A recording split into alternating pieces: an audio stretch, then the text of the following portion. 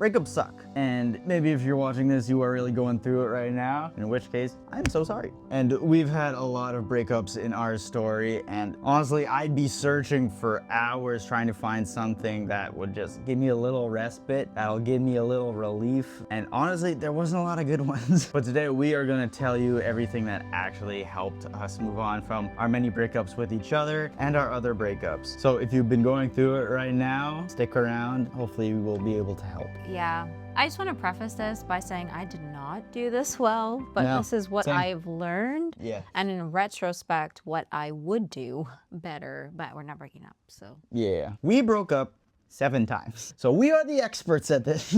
Yeah, the first thing that I would say is to feel your feelings. Allow yourself to acknowledge that you have been hurt or you're just hurting, period. Because whether you broke up with someone or they broke up with you, you're probably going to be upset about it, even if you don't want to admit it, right? Because I think that parting ways with anyone that you formed a connection with is tough. It's challenging, no matter how close or maybe how casual it might have seemed. And the thing is that if you don't feel your feelings in the moment, you're just going to be packing them into a suitcase. And you'll keep packing them into the suitcase for the next partner to deal with, or even friendships. Sometimes that will affect your Friendships, parents, children. Yeah, and honestly, I speak firsthand because I had a breakup where it was unexpected, and I remember just calling my sister and laughing. It was just like, yeah, this happened. Well, Yeah, that was Okay, the that's it. initial reaction. there's a thing. And I didn't think anything of it. I just kind of packed it away, and then it wasn't until like a couple of years later when we first started talking where all of it just kind of, the suitcase went boop, and everything came out. How And did it affect us? honestly, I would say that I probably had trust and commitment issues. It was really hard for me to commit to you because I didn't know whether you're going to be a safe person, whether you're just going to treat me like everyone else treated me. And yes, thanks. The hurt came out. And then also it led me to hurt you. And like, that's also a way that it can impact, right? If you don't fully work through the range of emotions that you're feeling or through the hurt that you're feeling, hurt people hurt people. Hurt people hurt people, and that's not us telling you to hurt people twice. No. People who are hurt have the tendency to hurt other people. Yeah, and just to hop on that, because I've been in this situation, but also I've had friends be in this situation where they cannot get over a breakup because they get stuck feeling only one emotion, and that's anger, right? They stay stuck in this anger loop because what anger is that feeling you have when something valuable has been violated. And then when something valuable has been violated, we want justice. But then say your relationship ends in a really bad way, or just not, even if it wasn't even necessarily bad, you could still get stuck in anger because your heart was violated, even if someone didn't mean to do it on purpose. Something valuable was violated, and then there's no justice, and then there's nowhere to go, there's nowhere to exit, so just every time something comes back up, it's just right back to here, and the only way to get out of this anger loop is to feel what you're actually feeling. I may have said this before, but people like to stay in anger because it feels like the powerful emotion. But it's very productive if you want to stay miserable. But if you want to be productive in terms of moving on and being happy again, you have to get real with how you've been hurt. It's be sad. And feel hey, I feel really rejected. I'm hurt because it feels like I'm worthless now, or it feels like I have no hope for my future. I'll never get married. I'll never have a family. That's big for people our age. There are 2 things that can make breakups hard. One is just I think Abby Sumvold called it clean pain, where it's just yeah, this person was in my life and now they're not anymore. There's a lot of things that I do during the day that they used to be a part of and now they're not. There's just this gap in my life, and that's sad because the connection me and this person had was special, and this person is special, That's the clean pain, and that sucks totally, but clean pain is a lot easier to deal with than the unclean pain of because they broke up with me, that means I am worthless now. Or that says something about my identity. Like the way to get over it is to, number one, never put your significance or your worth in somebody else's hands. The only person that could judge your worth is the person that created you, and he thought you were worth dying for.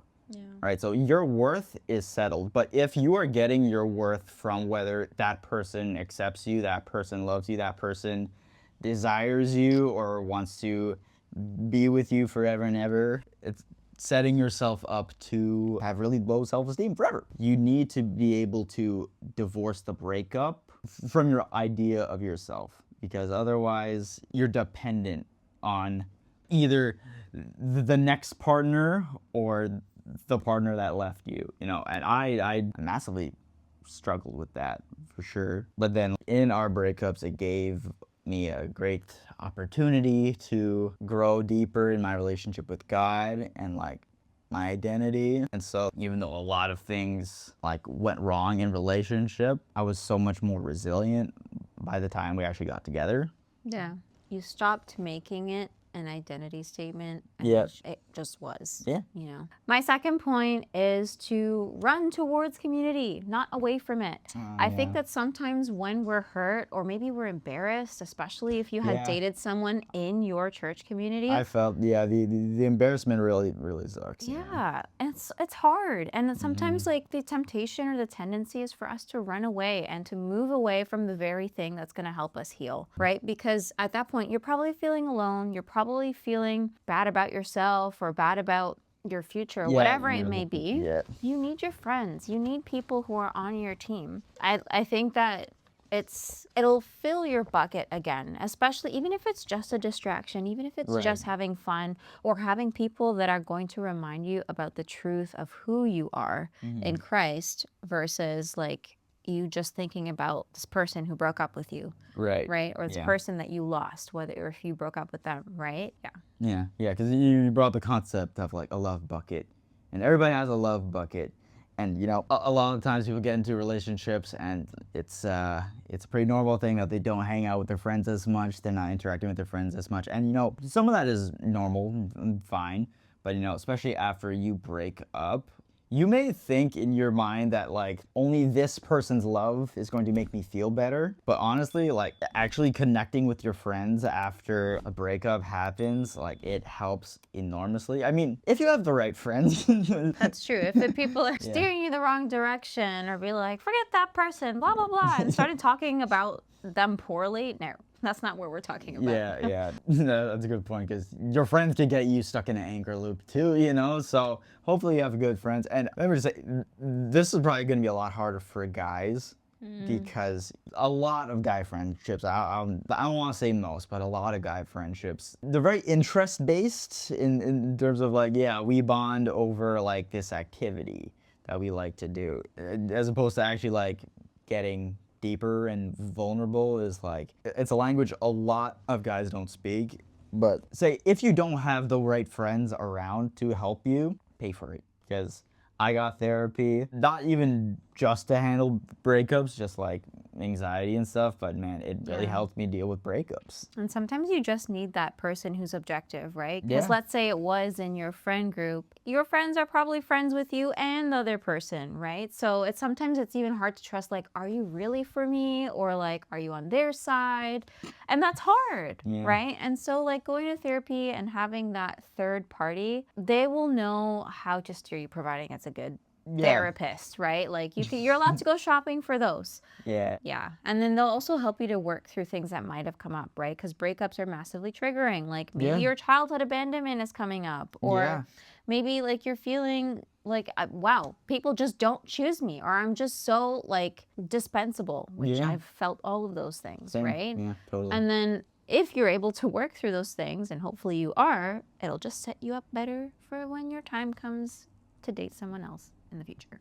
Okay, and the third thing I have is that you actually lose nothing from trying to move on. This kind of kept me trapped for a bit, because like, even though we broke up, I was so sure about her. I was so sure. I'm like, nope, she is the one. She has everything that I would want.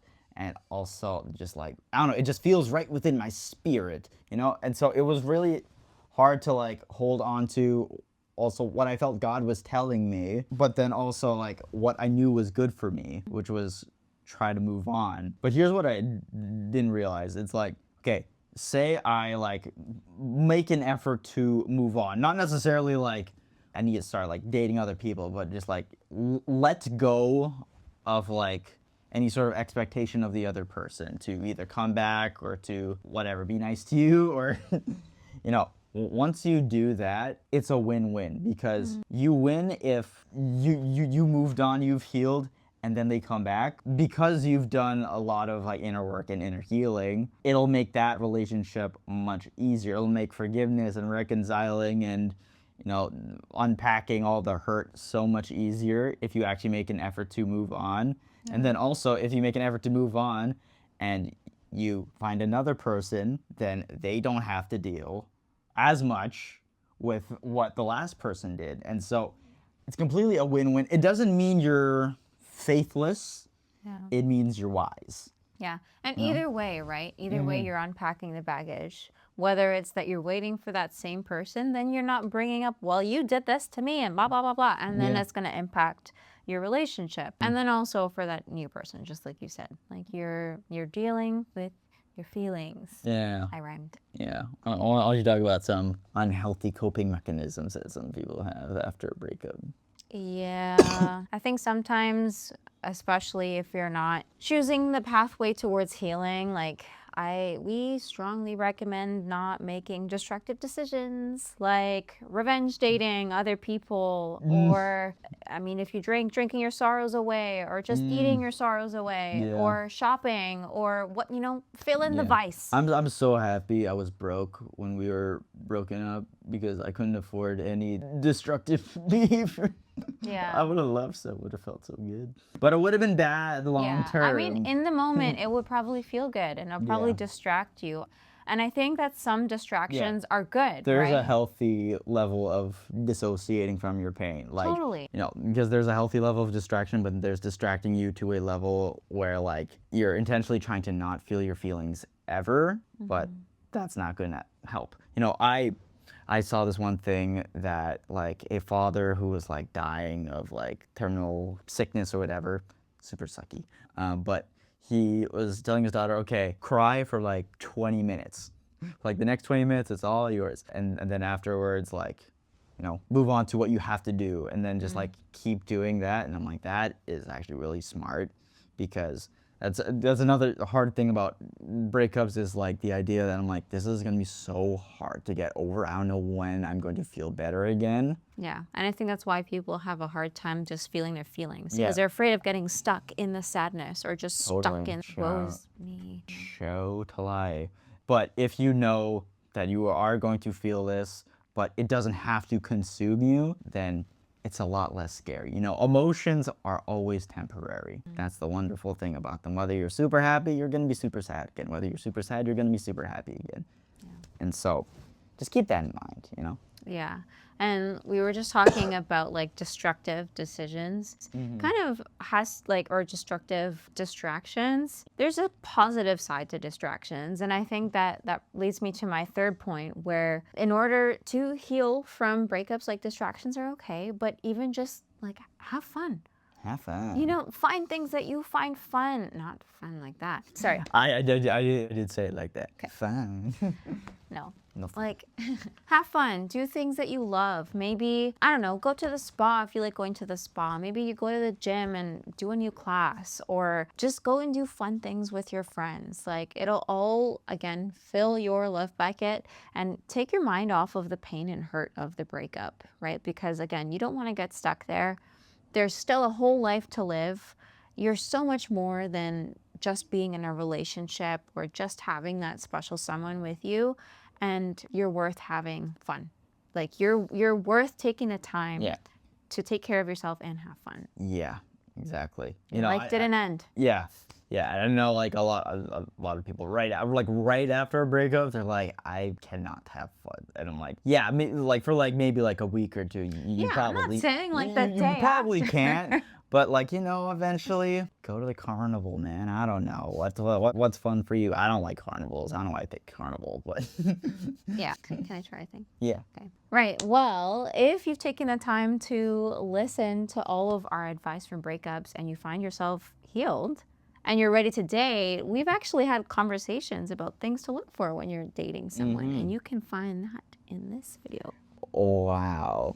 That was really good. Really good. I'm so happy I didn't have to think of it. All right, guys. See you in that video over there. Bye-bye.